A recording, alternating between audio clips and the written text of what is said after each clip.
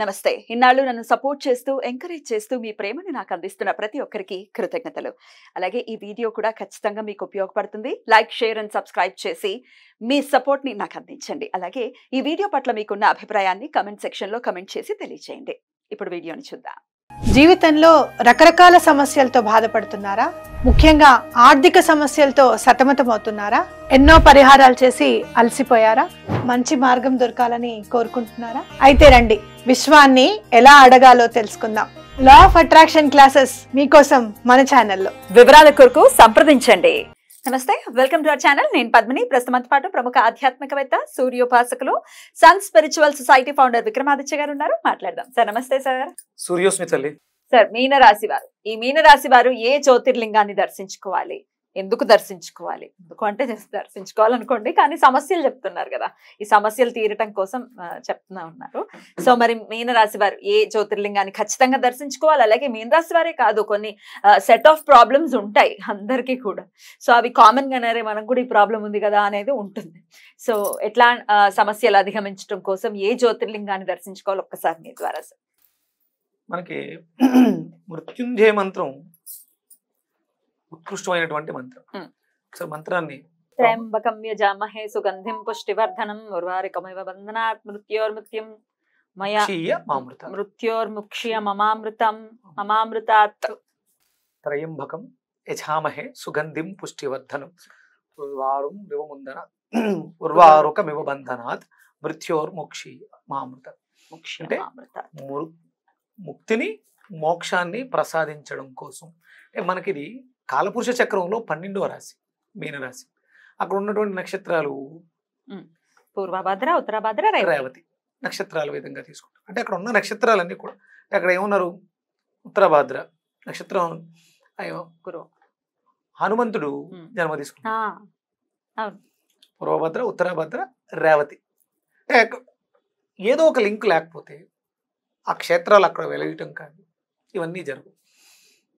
ఇక్కడ మనకి గౌతమ ఋషి గంగమ్మని కిందకి రమ్మని ప్రార్థన చేయటం, ఆయన్ని ఒరిసి పట్టుకోవడం కోసం ఆ పరమేశ్వరుడే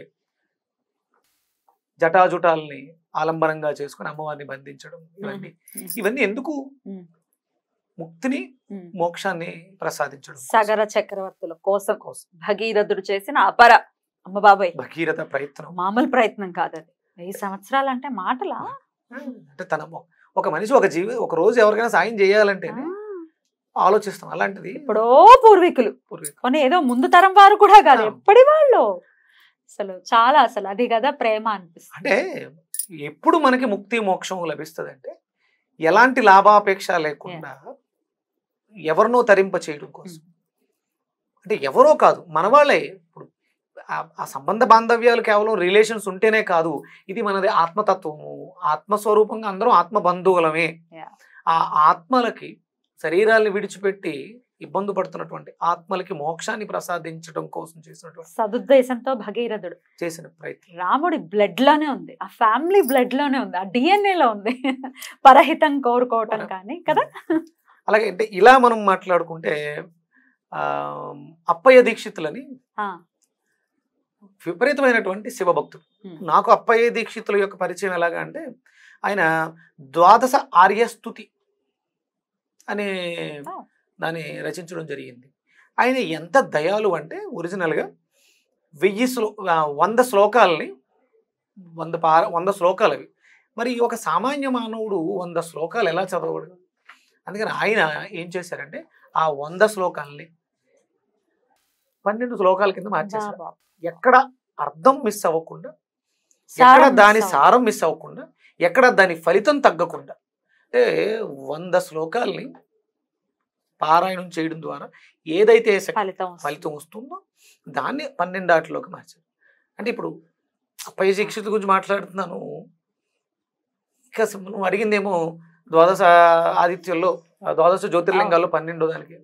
ఆయన నేను అంటే ప్రాణం పోయే లోపు, ప్రాణం పోయినా పర్వాలేదు, పోతున్నా పర్వాలేదు, కానీ శివుడి యొక్క పాదాలు విడిచిపెట్టకూడదు. అంటే నాకు పిచ్చెక్కినా కూడా, నేను పిచ్చివాడినైనా కూడా ఆ పరమేశ్వరుడి పాదాలే పట్టుకోవాలని అంత పిచ్చి అంట ఆయనకి. ఉన్మత్త ఇదిలో కూడా ఉన్మత్త స్థితిలో కూడా స్థితిలో కూడా ఉండాలి. అప్పుడు ఆయన తన శిష్యుల్ని పిలిచి, అసలు నేను పిచ్చెక్కితే నేను ఎలా ప్రవర్తిస్తానో నాకు తెలియాలి. అక్కడెక్కడో కిటికీలో ఒక మందు, అది తాగితే ఒకవేళ ఉమ్మెత్త పువ్వులు తాగితే పిచ్చెక్కుద్దేమో. ఉమ్మెత్త పువ్వులు ఉంటాయి కదా మనకి, పప్పు ఉంటుంది దాని దంచి, అలాంటి కషాయం ఏదో పెట్టుంటారు. దాన్ని ఆయనకు పోస్తే ఆయన ఆ పిచ్చిలో ఒక 2 గంటల సేపు విపరీతమైనటువంటి పారాయణలు చేశారు. నేను ఏం మాట్లాడుతున్నా నా పిచ్చితో అంటే అప్పుడు రాయమన్నారు, రాశారు. తర్వాత 2 గంటల తర్వాత ఇంకో కిటికీలో ఏదో మందు పెట్టారు, అది పోసేయండి ఈ పిచ్చి తగ్గుతుంది అని చెప్పేసి అన్ని చెప్పినప్పుడు ఉన్మత్త పంచశిఖ అని చెప్పేసి స్తోత్రం ఒకటి రాశారు ఆయన. అందులో తుమ్మి పువ్వుల మీద వచ్చి మనకి అర్క పుష్పాలు, స్వామి మేము అంటే ఇప్పుడు మీకు అర్క పుష్పాలు తెలుసు కదా, తెల్ల జిల్లేడు, జిల్లేడు పువ్వు ఎవరినో కోస్తాడు, పూజకు వాడతాడు, అలా పడి ఉంటాయి పాపం, ఎవరు అడగరు. అలాగే తుమ్మి పువ్వులు కూడా ఎవరు కోయరు, చిన్న ఉంటాయి, ఒక గుత్తికి చిన్న తుమ్మి పువ్వులు వస్తాయి, వాటిని పట్టుకెళ్ళి ఒక తుమ్మి పువ్వు ఒక అర్క పుష్పాన్ని పెట్టి, స్వామి శివశివ పరమేశ్వర అంటేనే ముక్తిని మోక్షాన్ని ప్రసాదించేస్తావు అనే శ్లోకాన్ని, ఉన్మత్త పంచశిఖ అని చెప్పేసి శ్లోకాన్ని రాయటం. అయిపోయిన తర్వాత ఆయన చూసుకుని, ఓహో నేను పిచ్చిలో కూడా ఉన్మాదంలో కూడా శివుని వదలలేదు, స్వామి పాదాలు పట్టుకున్నాను. అంటే అంత దయాళువై భగవంతుడు మనకి త్రయంబకేశ్వరుడుగా, నాసిక్ చాలా సులభం, చక్కగా వెళ్ళి రావచ్చు. మనం అందరం కూడా శనిసింగనాపూర్ వెళ్తాము, షిరిడి వెళ్తాం, శనిసింగనాపూర్ వెళ్తాం, పక్కనే ఉంటుంది, ఖచ్చితంగా వెళ్తారు. అక్కడికి వెళ్ళిన వాళ్ళు త్రయంబకేశ్వరం రెగ్యులర్ గా వెళ్తారు. అక్కడే ఉన్నటువంటి గౌతమ ఋషి మన కోసం ఆ స్వామిని తోడుతున్న నీరు వస్తూ ఉంటుంది. అంటే నేను ఈ వీటి మీద పూర్తిగా తెలియనప్పుడు, అంటే సన్ స్పిరిచువల్ సొసైటీ పెట్టక ముందు ఇవన్నీ క్షేత్రాలు తిరిగాను. కానీ ఇప్పుడు నాకు గుర్తొస్తుంది, నేను అప్పుడు వెళ్ళినప్పుడు నేను ఏమేం చూశానని గుర్తు చేసుకుంటాను. 2-3 సార్లు వెళ్ళి ఉంటాం. కానీ ఇప్పుడు వెళ్ళాలని మనసు ఊపిరిలో, త్రయంబకేశ్వరుడు దగ్గరే ఉన్నాడుగా, ఇంత అద్భుతమైనటువంటి దయాలు. నాకు మన సైకిల్ స్వామి ఆశ్రమం వెంకటేశ్వర గారు ఫోన్ చేసి, స్వామి ఒకసారి రండి స్వామి, ఇది స్వామివారి దర్శనం అయ్యి చేయిస్తాం అని చెప్పేసి చెప్పడం జరిగింది. ఇప్పుడు మనసు ఉవ్విర్లు ఊడుతుంది, ఎప్పుడు వెళ్తానా అని. తప్పకుండా వెళ్ళిరండి. అయితే 12వ స్థానం మోక్షమే కాకుండా ఐహికంగా ఒకసారి మాట్లాడుకుంటే, నిద్ర లేమితో బాధపడే వాళ్ళకు కూడా నిద్రాస్థానం కూడా 12వ స్థానం చెప్తారు. బెడ్ కంఫర్ట్స్ అంటారమ్మా, సుఖ శయనం, నిద్రించడం, అది అన్ని రకాలుగా పూర్తిగా శారీరక ఆరోగ్యవంతుడే. అద్భుతమైనటువంటి నిద్ర అంటే భౌతిక దేహాన్ని విడిచిపెట్టి ఆత్మ శరీరాన్ని బయటకు రావాలంటే తెలియని నిద్రలోకి వెళ్ళిపోవాలి. అంత ప్రశస్తమైనటువంటి స్థానం.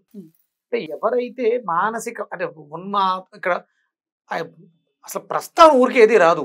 మనం ఉన్నత స్థితి గురించి మాట్లాడాం. పిచ్చితనం అంటే మానసికంగా మనసులు కోల్పోయినప్పుడు పిచ్చిగా ప్రవర్తిస్తుంటారు. ప్రవర్తనలు బాగాలేదు, ఆర్టిజం పేషెంట్స్, మానసిక స్థితి బాగాలేని వాళ్ళు, పరిపక్వత చెందిన వాళ్ళని మనం అక్కడికి తీసుకెళ్లడం ద్వారా, ఆ దర్శనాన్ని చేయించడం ద్వారా, త్రయంబకేశ్వరం వెళ్ళి రావడం ద్వారా ఖచ్చితంగా మార్పు ఉంటుందా? 100% మార్పు ఉంటుంది. రైట్. సో మీనరాశి వాళ్ళకి మాత్రమే కాదు, ఈ సమస్యతో బాధపడే వాళ్ళు కూడా వెళ్లాల్సిన క్షేత్రం. వ్యయం ఖర్చులు విపరీతంగా అవుతున్నాయి. దేనికి ఖర్చు పెడుతున్నాం కూడా తెలియట్లేదు. ఇదైతే అందరూ వెళ్ళిపోవాలి సార్, ఎవరు ఆకూడదు కదా. ఏ లగ్నమైనా కానీ వ్యయస్థానం అంటే త్రయంబకేశ్వరం. ఖర్చులు అయిపోయాయి కదా, ఆర్థిక సమస్యలు వచ్చేస్తున్నాయి, విపరీతమైనటువంటి వస్తున్నాయి. కాబట్టి ఆ మోక్షం రావాలి అంటే ఇక్కడ చూడండి, ఆ స్వామి అసలు ఈయన పిచ్చిగా ఉన్నత స్థితిలో ఉన్నప్పుడు కూడా స్వామి పాదాలు పట్టుకోవాలనే మనిషి ఆయన దయాళువై 12 ఆర్య స్తుతి రాశారు. అంటే శివుడు సూర్యుడు వేరు కాదు అని చెప్పడానికి అర్కపుష్పాలు శివుడి సూర్యుడికి సంబంధించినవి కదా. మీరు ఏ శివాలయానికి వెళ్ళినా ఆయనకి వేసేవి జిల్లేడు పూలే వేస్తారు. మీరు కాశీలో చూస్తే మీకు ఎక్కడ జిల్లేడు పూలే ఉంటాయి. అంటే ఆ పరమేశ్వరుడే ఆ సూర్యనారాయణుడు, శ్రీమన్నారాయణుడు. ఇక్కడ మనకి జ్యోతిస్వరూపుడుగా, జ్యోతిర్లింగంగా ఉన్నాడు. అక్కడ వెలుగుతున్నటువంటి దివ్య జ్యోతిగా దర్శనం, డైరెక్ట్ గా జ్యోతి రూపంలోనే ఉన్నాడు. Right sir. అయితే వెళ్ళలేకపోతున్నాం, మీరన్నట్టుగా ఆర్థిక పరమైన ఇబ్బందులు ఉన్నాయి, ఖర్చులు అయిపోయి ఉన్నాయి ఆల్రెడీ. మరి ఎలాగ మాకు ప్రత్యామ్నాయం అని అంటే మీరు చక్కగా మంత్ర రూపాల్లో కూడా చెప్తున్నారు, మరి చెప్తారా?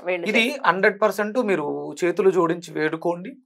ఇక్కడ మనకి వ్యయం ఖర్చులు వీటి గురించి మనం మాట్లాడుకుంటున్నాం అంటే అక్కడే మనకి శనిసింగినాపూర్ ఉంది, అక్కడికి వెళ్ళి స్వామిని దర్శనం చేసుకుని త్రయంబకేశ్వర స్వామిని దర్శనం చేసుకుని శుభ్రంగా అవన్నీ చేసుకుని ఆరోగ్యం ఐశ్వర్యం రెండిట్లతోటి రండి. తప్పకుండా. కానీ వెళ్ళలేకపోతున్నాం అనుకునే వాళ్ళ కోసం ఈ మంత్రం శుభ్రంగా మన ఊరిలో ఉన్నటువంటి మన గ్రామాల్లో ఉన్నటువంటి శివాలయాల్ని పరిరక్షించుకోవాల్సినటువంటి బాధ్యత. అక్కడ ఆ శివ మాలిన్యంతో పేరుకుపోయి నిత్యం ధూపదీప నైవేద్యాలకు కూడా నోచుకొని దేవాలయాలు ఎన్నో ఉన్నాయి. ఇక్కడ మనందరికీ కావాల్సింది ఐకమత్యం. ఐకమత్యమే మహాబలం, ఆరోగ్యమే మహాభాగ్యం. ఇవి రెండు ఉన్న రోజు మనం ఆ పరమేశ్వరుడి చెంత ఈజీగా చేరగలుగుతాం. నిత్యం సహ్యాద్రి శీర్షే విమలే వసంతం గోదావరీ తీర పవిత్ర దేశే యుద్ధదర్శనాత్ పాతకమాసునాశం ప్రయాతితం త్రయంబకమీ సమీఢే. త్రయంబకేశ్వరుడి గురించి అద్భుతమైనటువంటి మంత్రం 108 సార్లు దీన్ని పారాయణం చేయడం ద్వారా, పఠించడం ద్వారా ఇక ఇది కూడా మనకి నోరు తిరగదు. శుభ్రంగా ఓం నమ శివాయ, శివాయ నమ శివ పంచాక్షరి మంత్రాన్ని నామం చేయడం ద్వారా, పఠించడం ద్వారా పొందవచ్చు. అద్భుతం సార్. ద్వాదశ రాశులు వాళ్ళు కూడా ద్వాదశ జ్యోతిర్లింగాలు ఏవేవి దర్శించుకోవాలి, ఆ రాశి వాళ్ళు మాత్రమే కాదు రకరకాల సమస్యలతో ఇబ్బంది పడే వాళ్ళు మొత్తం ఒక్కసారి మీరు వెరిఫై చేసుకోండి. ఈ సమస్యలు బాగా అధికంగా ఉన్నాయి, ఏం చేయాలో దిక్కుతో వచ్చట్లేదు, పరిహారాలు చేసి అలిసిపోయాము, మాకు ఏది లేదు అనుకుంటే ఒక్కసారి చూడండి. ఈ 12 వీడియోలు కూడా విక్రమాదిత్య గారి ప్లేలిస్ట్ లో ఖచ్చితంగా ఉంటాయి. సో అన్ని చూసుకుని మీకు ఏది చక్కగా ఏదైతే అనుకుంటున్నారో, సమస్య తీరాలనుకుంటున్నారో ఖచ్చితంగా జ్యోతిర్లింగాన్ని దర్శించుకోండి. చాలా అద్భుతంగా మీరు చెప్తాను అని ఆల్రెడీ పోయిన ఎపిసోడ్ లో చెప్పడం జరిగింది. ఆ సిరీస్ కోసం let's wait. Thank you so very much sir. నమస్తే. థ్యాంక్ యూ అమ్మా. సూర్యోస్మి.